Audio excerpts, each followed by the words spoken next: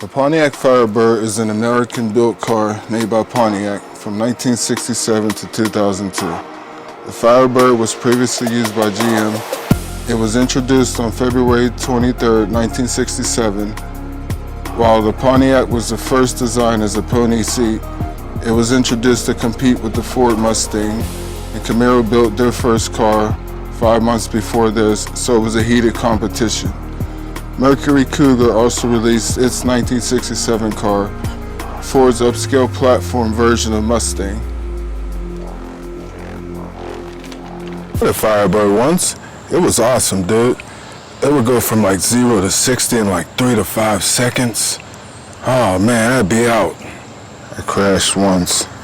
But the experience was cool. I got to see my foot by my head. I found out it came off, and the doctor said, guess what? He's seen somebody else, it happened to him. And don't worry, he'll put my foot back on. See? It's all better now.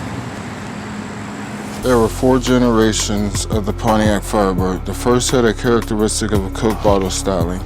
This style was shared with its cousin, the Chevy Camaro. While announcing the Pontiac styling trend, the bumpers were integrated into the design of the front end, giving it a more streamlined look than the Camaro.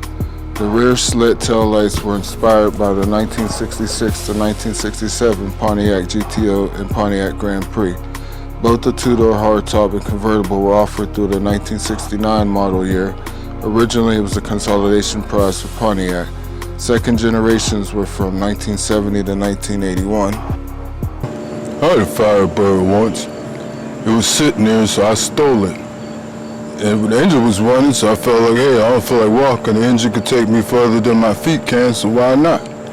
So I got in it. I didn't mean to drive the wrong way, but I found out the girl didn't live this way, so I had to go that way.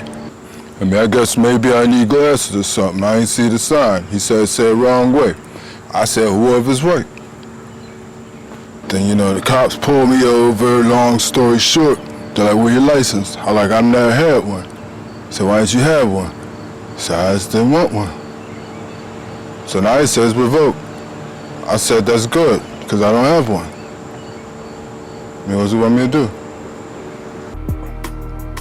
The debut was delayed until February 26, 1970 because of tool and engineering problems.